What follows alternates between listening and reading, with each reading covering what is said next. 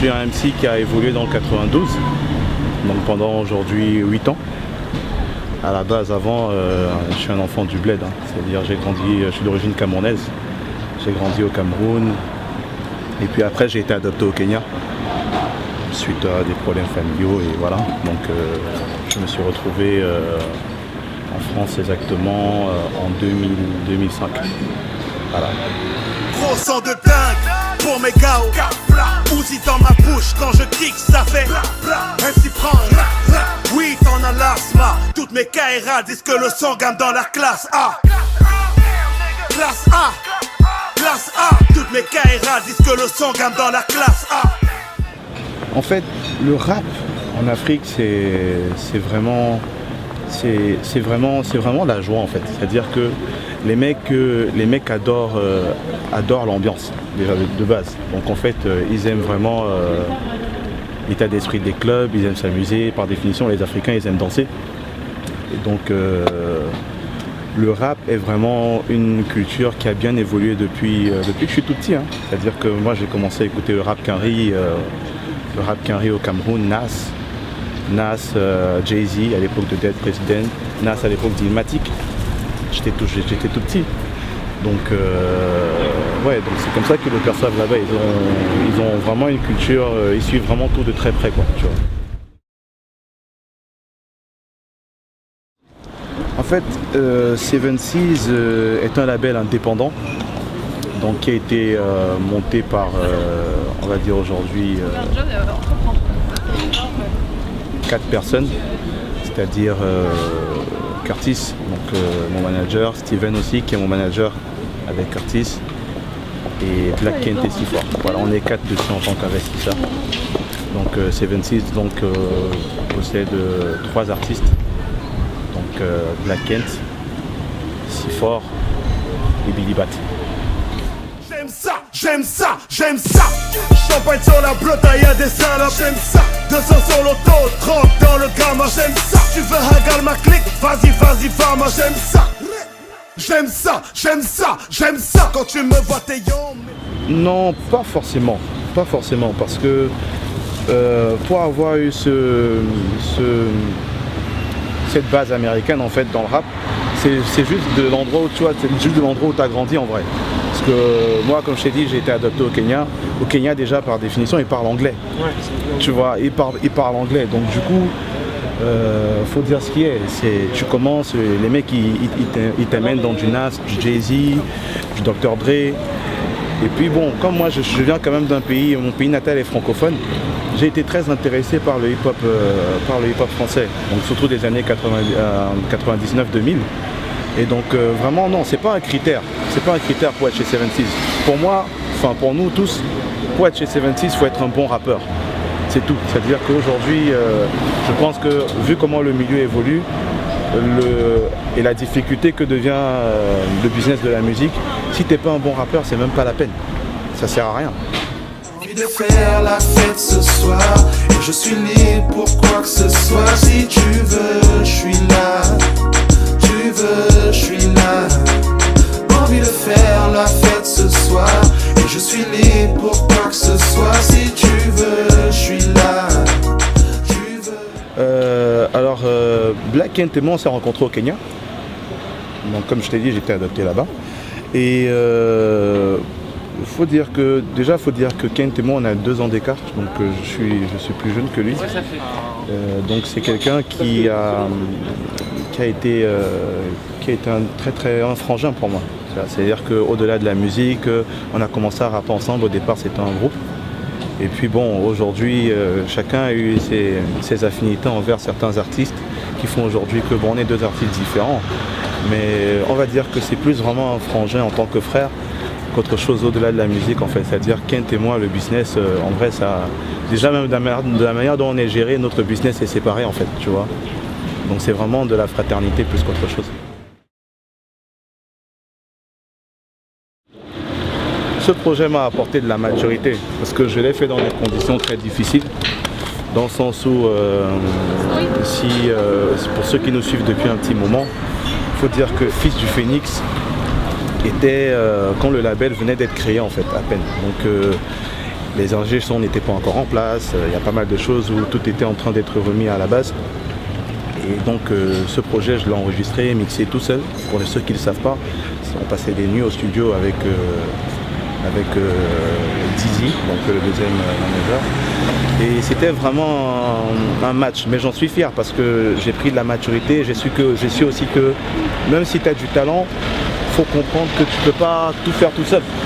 Tu vois, donc on disait certains titres n'étaient pas bien mixés, mais au final c'est ça qui fait la beauté du truc, tu vois. C'est-à-dire on a fait tout le truc ensemble, c'était quoi, 19 sons.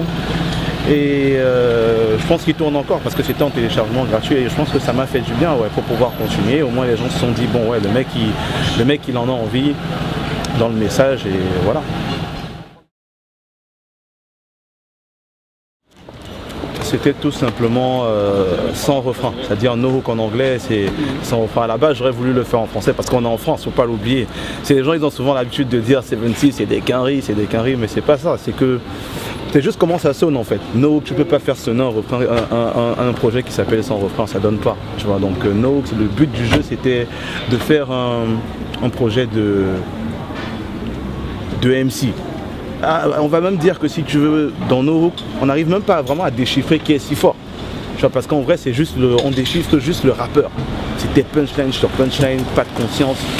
L'essentiel était d'arriver avec un truc, t'installer dans le game et dire ok bon lui il rappe. Voilà. C'était la première étape du jeu. Parce que pour moi c'est une condition nécessaire. Peut-être pas qui va faire ta carrière, mais c'est une condition nécessaire. Si t'es pas un bon MC, c'est pas la peine de le faire. Tu vois, donc vraiment No, c'était ça le concept. Si tu remarques bien dans No qu'il n'y a pas de refrain, il y a des morceaux. Le premier morceau c'est Adrénaline, Homme à Terre. C'est des 64 mesures. En fait, je débite en fait au final. En fait, la réédition n'est que le pont entre donc mon prochain EP qui arrive, Empreinte Rouge, courant 2014, et No, c'est-à-dire que en fait c'est juste un passage où on va vraiment commencer à connaître, on va se dire, on dit si fort il rappe, ok c'est bien, mais derrière quel est son univers artistique? Et pour moi la réédition est un pont, c'est-à-dire où je rajoute des titres où on arrive à me découvrir artistiquement. J'ai envoyé un titre en été, Allo Allo, qui montre que Si Fort est un rappeur qui s'adresse aussi aux femmes. Ensuite, j'ai envoyé un titre récemment qui s'appelle Classe A, qui marque toujours que, ok, on rappe pour les femmes, c'est bien, parce que c'est ça qui peut peut-être aider plus tard à écouler des CD, parce qu'il ne faut pas se mentir, on est là pour écouler des CD. Mais derrière aussi, Si Fort est un rappeur qui rappe pour la rue. Je n'ai pas la prétention de dire que je suis un gars de la rue, mais le hip-hop vient de la rue. Donc quand tu fais du rap, par définition, tu dois être capable de pouvoir parler à ces mecs-là. Parce que pour moi, voilà, et ne pas mentir aux gens, c'est-à-dire retranscrire ton vécu à travers les codes du hip-hop. Voilà. Alors production, déjà en feat, bon, j'ai pas rajouté grand monde dans la réédition, mais dans No qui est sorti le 15 avril, donc il y avait Black Kent déjà dedans. Il y avait une petite jeune Mina que j'avais fait appeler sur un titre qui s'appelait Comment leur dire. Ensuite, en production, je travaille avec un beatmaker qui est signé chez 76 Music, donc Black Beat. Et voilà, donc c'est lui qui est aussi mon ingé son et c'est lui qui fait pas mal de prod. Il y a Jace et Curtis aussi, donc eux qui ont fait Homme à Terre. Ils ont fait aussi Stunner qui a bien tourné. Il y a Sugar Boy qui a fait Rider. Il y a donc Nika Soundmaker qui a fait Adrénaline et Pas de Thune. Voilà à peu près les gens qui ont fait le projet, quoi. Oui, non, je vais faire des EP tant qu'il faut. Franchement, hein, je vais pas brûler les étapes. Pour moi, la pression, c'est pour les pneus. Tu vois, c'est-à-dire que vraiment, tu vois, tu peux pas venir et dire bon, parce que j'ai sorti un projet, faut vite que j'annonce un album, parce que ça va faire penser à ceux qui t'écoutent que c'est logique. Non, pour moi, c'est pas ça. Même s'il faut que je sorte après Empreinte Rouge un autre EP pour que les gens t'arrivent à attraper un maximum de personnes et que les gens arrivent à te valider. Parce que le plus important, c'est d'abord que les pairs valident. Une fois que les pairs valident, ça paraît logique après pour tout le monde. Ça paraît logique. Tu vas pas sortir un album, il y a 1000 personnes qui t'écoutent, ça vaut pas le coup. Tu vois. Moi, je décris ma musique en 3 points.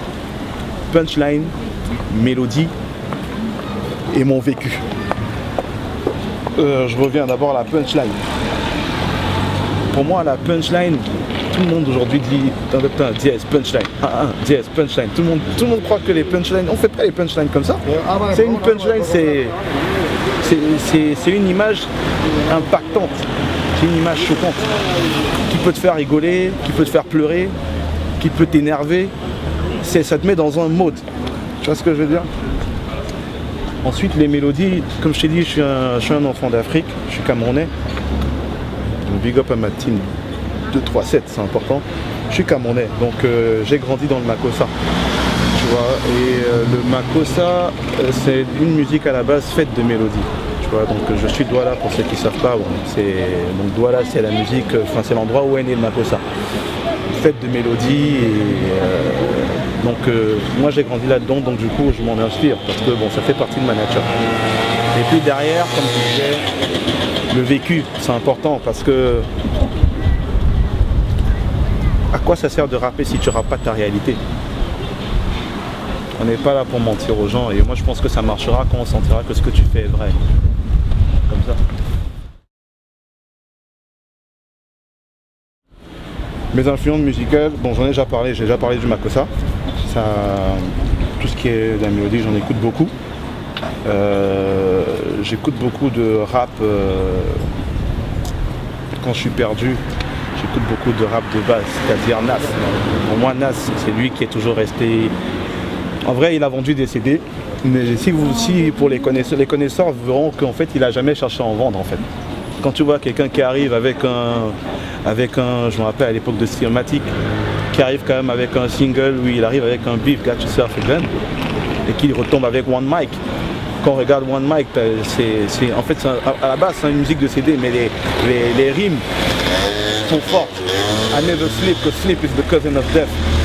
Ça, c'est des phrases qui, pour moi, m'ont impacté dans mon apprentissage du hip-hop. Je dors pas parce que dormir, c'est le cousin de la mort. Le sommeil et la mort, en fait, quand tu dors, c'est à peu près pareil, tu vois. Et il y a aussi un titre de lui qui m'avait très touché. Il avait un morceau dans Illmatic où il se comparait à un gun. Il disait qu'il fait ça, que j'agis sans conscience, je tire, vous m'utilisez pour eux. Ça c'est du rap en fait. Pour moi ça c'est un concept, c'est beau. Même si t'es pas un ghetto youth, même si t'as jamais utilisé un gun, quand t'écoutes, tu regardes au fond, tu dis merde, il pense avant d'écrire, tu vois. Jay-Z j'aime bien aussi, parce c'est un bon rappeur, il est très fort. Il fait partie des légendes et il a aussi su, parce qu'on veut faire de l'argent, il a aussi su garder ce côté business qui le permettait de, voilà, au moment où il voit que ça chute un peu, il se met avec Beyoncé. Tu vois, c'est un truc qui est marrant, il connaît entertain le public et derrière il arrive avec un couplet, il se loupe pas, mais il reste sur ses fondamentaux. Après derrière aujourd'hui tout le monde dit Jay-Z, mais bon, ce que je viens de te dire là en fait ça explique beaucoup de choses, tu vois. Et puis j'ai aussi beaucoup aimé l'époque d'IMX, 50, parce que je suis très new-yorkais dans le rap, très new-yorkais, très new-yorkais. Et puis en France, j'écoute des rappeurs français, même la nouvelle génération, j'écoute certains. Faut pas se mentir, tout le monde s'écoute un peu, tu vois. J'écoute certains, mais après, faut dire la vérité, et ça c'est sans aucune prétention d'une, je reste vrai même quand je le dis. Pas tout le monde me met la pression. Tu vois, donc raison pour laquelle je continue, parce que j'estime que j'ai mon trou à faire.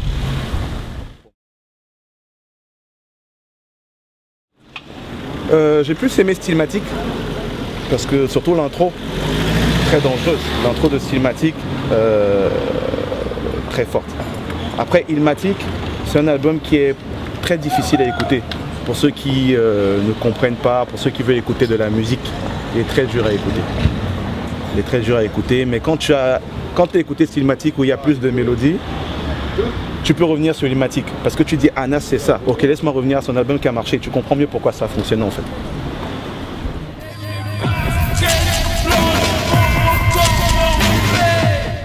Ah, basket blanche, ça m'incite des Jojo blanches, tu vois. Basket blanche et hip-hop, tu vois. Et puis, je pense qu'un big up à basket blanche, parce que je me rappelle quand j'ai sorti No Hook, c'était les premiers à m'avoir poussé. Et franchement, ils font bien le travail. Et de toute façon, si je suis là, c'est vraiment parce que je respecte votre boulot. Et donc je vous big up, vraiment.